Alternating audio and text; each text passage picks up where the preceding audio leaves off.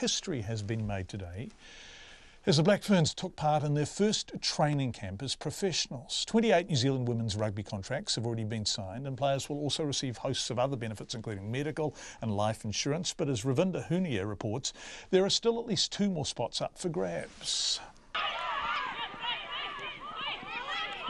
There's a skip in the step of the Black Ferns today, their first official day on the payroll as professional contracted players. The 28 contracted players, including halfback Kendra Coxedge, took to the field this morning at Auckland's East Coast Bays Rugby Club, alongside an additional 20 hopefuls from around the country, vying for the last 2 prized contracts with the team.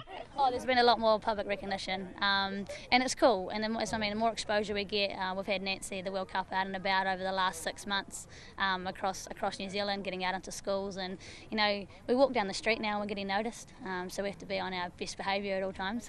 Despite the welcomed boost to spirits and pockets, Coach Glenn Moore says the squad's focus is on playing Australia in August, on the same night their male counterparts battled the Wallabies for the Bledisloe Cup. We talk in-house about there being 2 types of professionals. You can be a professional because you can get money, but you're also a professional in the way that you act and carry yourself, and that's the part that we focus on, and we've always focused on that. And you'll hear the experienced players talking in the groups and hear about, it's really about the jersey.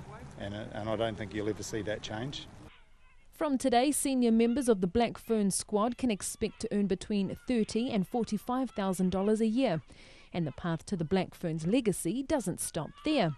New Zealand have put in a bid to host the 2021 Rugby World Cup, something Silika Winiata says would be a real boost for the current world champions. Winning the World Cup is huge for us, but that was last year, and now we've got to move on. We're in a rebuilding phase, and we've got 4 years to make sure that we're hissing come that next World Cup. But again, to have it here on home soil would do it wonders. It's never been here before, so fingers crossed we can get it across the line. It proves the future of New Zealand women's rugby is bright, with veterans now competing for spots on the team, along with rising stars like teenager Grace Brooker from Oxford, who was thrilled to be named in the squad in May. So cool being able to play this time, being able to play alongside my heroes, letting them show me what's what, getting a few hard hits, but it's alright. I'm the young gun, I deserve it.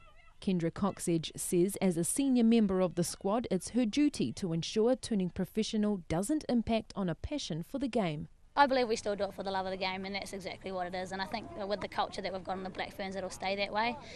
It's real important for the leadership group to drive that as well. There's a couple of us with me and Fee, and we've been in the team for a long time now, so it's kind of our job to kind of make sure that the girls are following what's been and what's gone through. And the girls that have gone before us, they've paved the way. What, Black Ferns, let me see your tootsie roll to the left, to the left. The Black Ferns' first professional training camp runs for 3 days. Mo te hōtaka o te pō nei, ko Ravinder Hunia aho.